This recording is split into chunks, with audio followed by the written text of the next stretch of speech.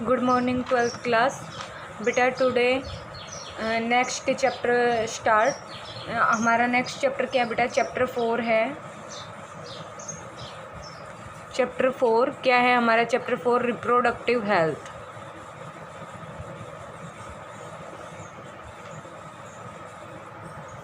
Reproductive health chapter के बारे में हम लोग पढ़ेंगे, ठीक है।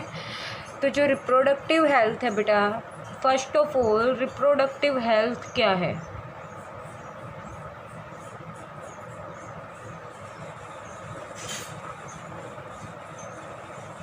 रिप्रोडक्टिव हेल्थ क्या है कि हम इसको कैसे डिफाइन कर सकते हैं बेटा कि जो रिप्रोडक्टिव ऑर्गन्स हैं, ठीक है, वो नॉर्मल फंक्शन कर रहे हों, ठीक है, हेल्दी हों और नॉर्मल फंक्शन करें, तो उसे हम क्या कहेंगे? रिप्रोडक्टिव हेल्दी कहेंगे, ठीक है। लेकिन according to WHO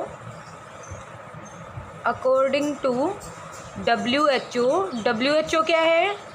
world health organization. World health organization कब डेवलप हुआ बेटा? 7 अप्रैल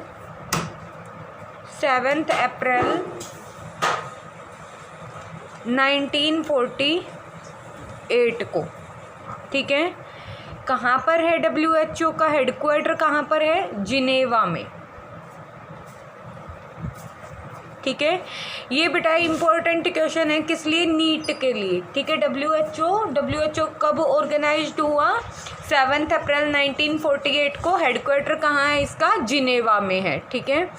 अब बेटा according to WHO reproductive health की डेफिनेशन क्या है कि अ पर्सन, ये क्या है? एक स्टेट है जिसमें a person totally wellbeing in all aspects of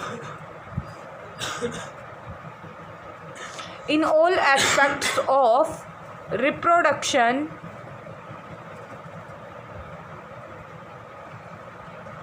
is called reproductive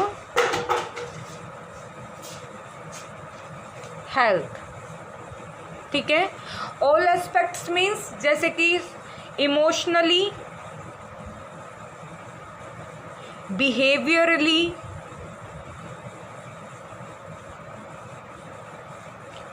reproductively,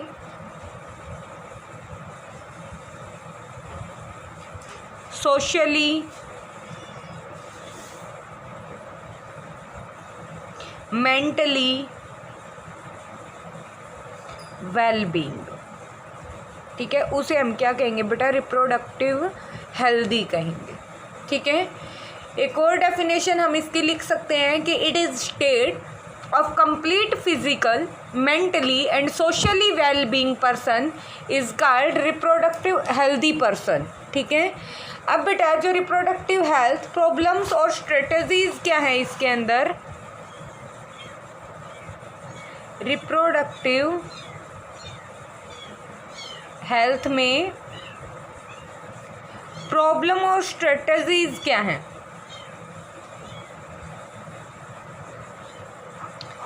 बेटा इस चैप्टर में रिप्रोडक्टिव हेल्थ की डेफिनेशन इम्पोर्टेंट है हमारे लिए, ठीक है।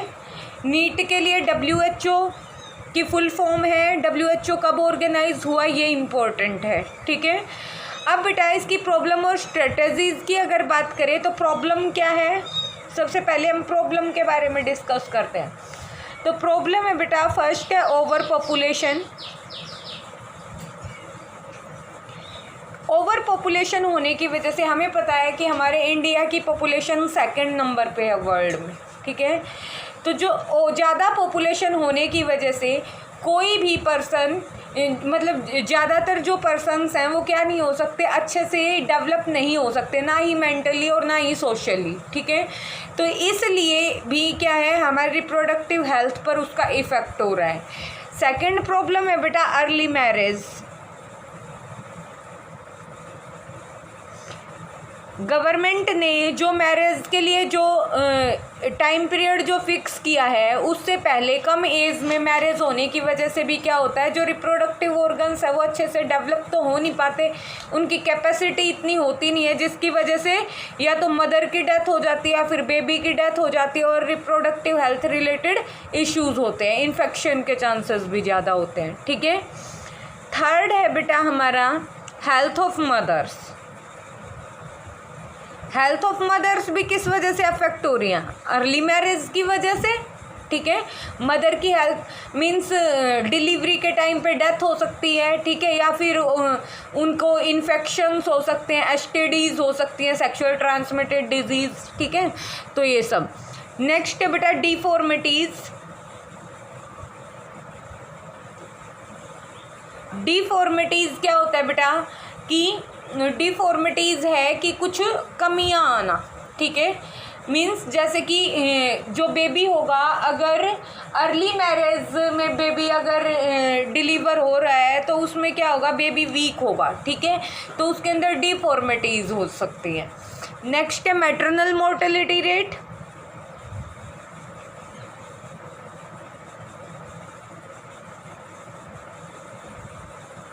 मैटरनल का मतलब क्या होता है बेटा, माँ।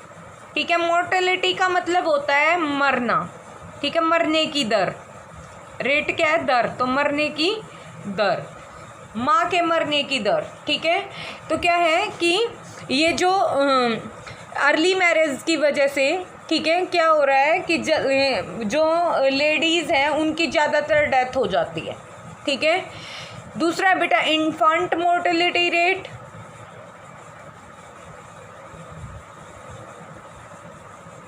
इन्फेंट किसे कह रहे हैं बेटा, हम बच्चे को कह रहे हैं इन्फेंट। ठीक है, तो इन्फेंट की भी डेथ हो सकती है। ठीक है, इसे हम एमएमआर कहते हैं शॉर्ट फॉर्म में, और इसे हम क्या कहते हैं, आईएमआर। ठीक है, नेक्स्ट है बेटा सेक्सुअल ट्रांसमिटेड डिजीज।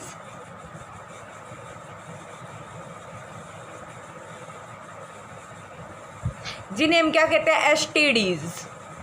ठीक है, और करियर। करियर का क्या रोल है बेटा यहाँ पर कि अर्ली मैरिज की वजह से ज़्यादातर वुमेन्स का जो करियर है वो स्पॉइल हो जाता है। ठीक है, नेक्स्ट क्या है, ये तो थी प्रॉब्लम्स। अब स्ट्रेटजीज क्या है, मीन्स क्या स्ट्रेटजीज यूज़ की जा रही है रिप्रोडक्टिव हेल्थ को हेल्दी रखने के लिए। ठीक है, तो सबसे पहले फर्स्ट है बेटा हमारा family planning rules. Family planning rules या प्रोग्राम्स कह सकते हैं। ठीक है, ये जो फैमिली प्लानिंग प्रोग्राम्स हैं बेटा, WHO इनको ऑर्गेनाइज करता है। ठीक है, तो इंडिया फर्स्ट कंट्री है पूरे वर्ल्ड में। इंडिया क्या है, India is the first country in the world to initiate the family planning rule।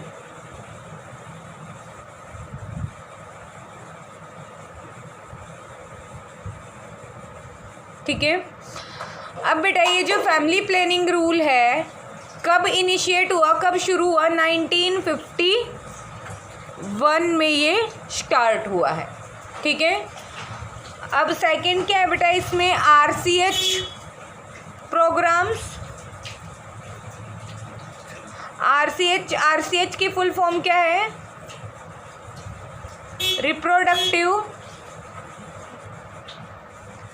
Reproductive child health care.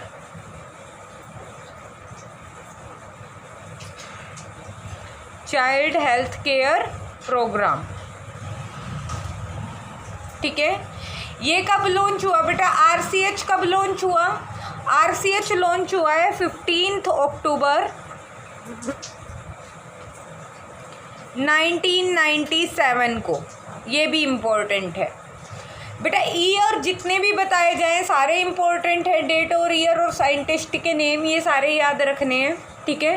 तो RCH प्रोग्राम कब स्टार्ट हुआ, कब लॉन्च हुआ, 15 अक्टूबर 1997 को, ठीक है। गोल्स क्या है इसके, RCH के गोल्स क्या है कि एक तो जो मैटरनल मोर्टेलिटी रेट रेशियो को रिड्यूस करना, कम करना, ठीक है, reduce the ratio of MMR, short form में लिख रहे हैं, ठीक है, मैटरनिटी मोर्टेलिटी रेट, ठीक है। सेकंड गोल क्या है इसका कि reduce infant mortality rate IMR, ठीक है। और थर्ड क्या है बेटा, to reduce total fertility rate, total fertility rate means fertilization को भी कम करना। क्यों, क्योंकि अगर ज़्यादा फर्टिलाइजेशन होगा तो पॉपुलेशन इंक्रीज होती जाएगी, ठीक है। इसलिए फैमिली प्लानिंग रूल्स बनाए गए थे, जैसे कि हम दो हमारे दो, ठीक है, ये एक फैमिली प्लानिंग रूल्स का ही पार्ट है। छोटा परिवार सुखी परिवार, ये सारी चीज़ें जो WHO ये जो प्रोग्राम्स कंडक्ट करता रहता है, ये किसके लिए, रिप्रोडक्टिव हेल्थ को मेंटेन करने के लिए ही होते हैं, ठीक है। अब बेटा एम क्या है RCH का,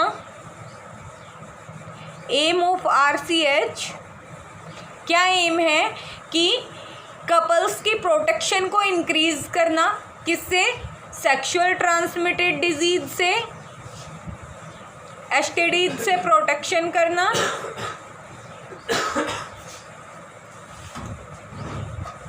STDs से प्रोटेक्शन करना, और क्या करना, जो इम्यूनाइजेशन जो होता है, जो छोटे बच्चे होते हैं उनमें जो टीकाकरण होता है उन्हें हम क्या कहते हैं बेटा, इम्यूनाइजेशन कहते हैं, ठीक है। तो इम्यूनाइजेशन को कवर करना चाइल्ड्स के अंदर, ठीक है, कि ज़्यादा से ज़्यादा बच्चों को इम्यूनाइज किया जा सके, ठीक है, ज़्यादा से ज़्यादा इम्यूनाइजेशन किया जाए, ठीक है। नेक्स्ट क्या है बेटा हमारा स्ट्रेटेजीज में कि अवेयरनेस अबाउट रिप्रोडक्शन,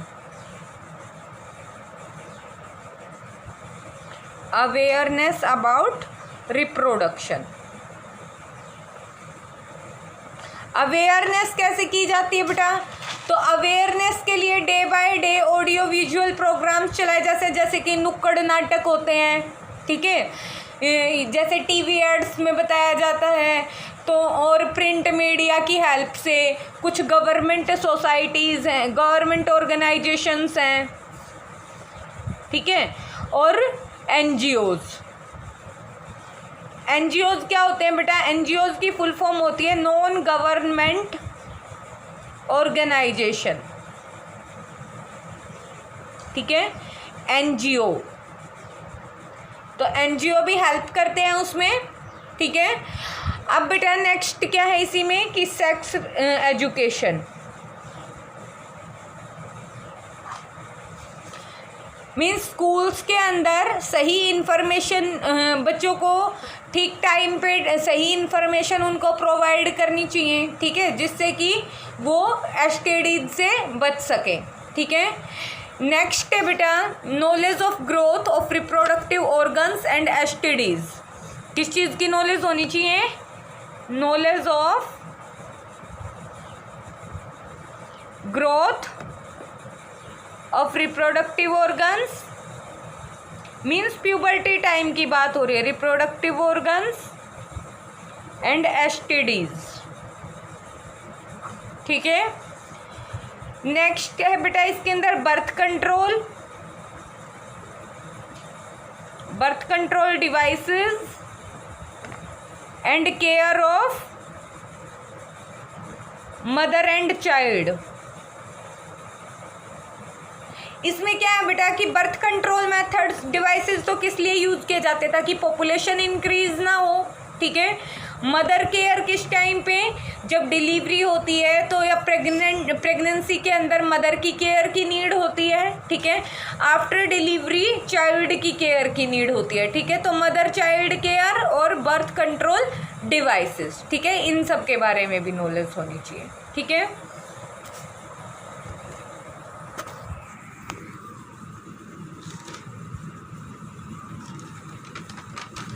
अब बेटा नेक्स्ट है इसमें कि protection of sex abuse and sex related crimes means rape cases जैसे कि, ठीक है, information about reproductive related problems, research जो है रिप्रोडक्टिव हेल्थ केयर के अंदर, ठीक है, उसमें हेल्पफुल है, वो स्ट्रेटजीज यूज़ हो रही हैं ताकि जो एसटीडीज़ हैं उनकी मेडिसिन वैक्सीन्स वगैरह बनाई जा सकें, और मेडिकल फैसिलिटीज़, ठीक है, मेडिकल फैसिलिटीज़ प्रोवाइड होनी चाहिए।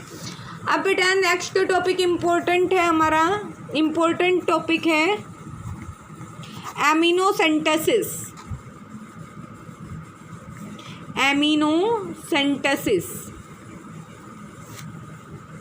एमनियोसेंटेसिस क्या कहता है बेटा? एमनियोसेंटेसिस एक सेक्स डिटर्मिनेशन टेस्ट है, फीटल सेक्स डिटर्मिनेशन टेस्ट, ठीक है, और ये test sex determination test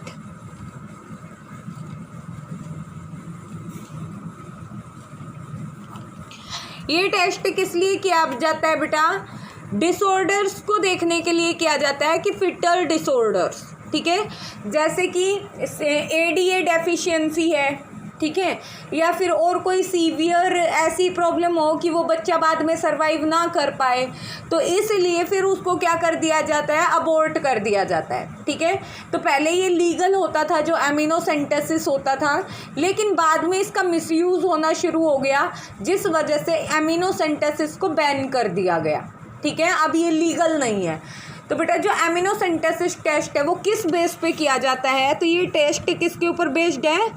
based on chromosomal pattern. Chromosomal pattern हमें पता है कि हमारे वहाँ पर कौन से क्रोमोसोम होते हैं? फीमेल के पास XX क्रोमोसोम होते हैं और मेल के पास XY क्रोमोसोम्स होते हैं, ठीक है।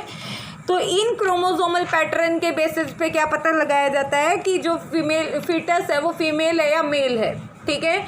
ये जो क्रोमोसोमल पैटर्न है बेटा ये कहाँ से लिए जाते हैं? जो amniotic fluid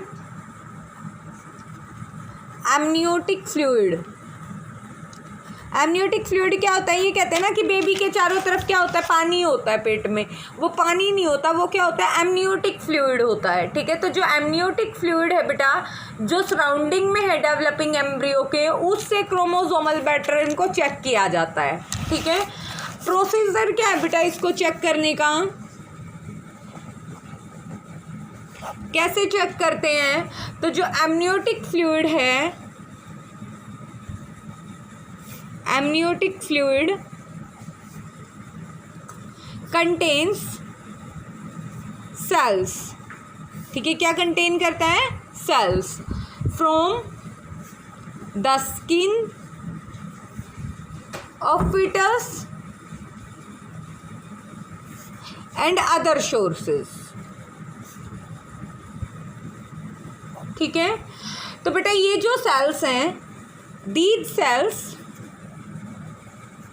are used to determine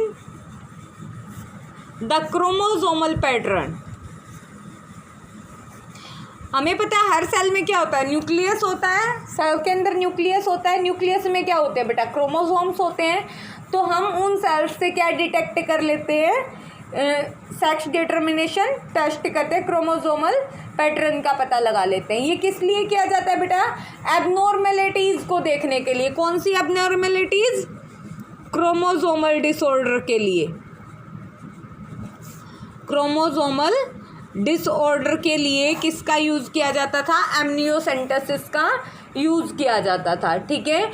जैसे कि कुछ केमिकल रिलेटेड, बायोकेमिकल रिलेटेड कुछ डिसऑर्डर्स हो सकते हैं, या फिर एंजाइमेटिक एबनॉर्मेलिटीज़ हो सकती हैं, ठीक है। तो उसके लिए इस प्रोसीजर को किया जाता था। फिर मिसयूज़ क्या होने लगा बेटा इसका? मिसयूज़ क्या है एमिनोसेंटेसिस का?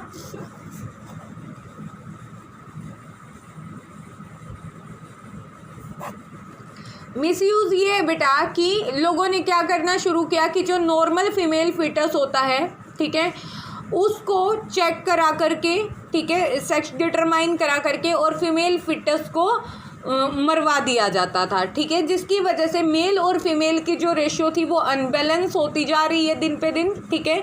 तो इसलिए इस टेस्ट को क्या कर दिया गया, बैन कर दिया गया, ठीक है। किस लिए, sex to avoid female foeticide, ठीक है। आज के लिए इतना ही है रिप्रोडक्टिव हेल्थ में। नेक्स्ट टॉपिक है हमारा पॉपुलेशन एक्सप्लोजन।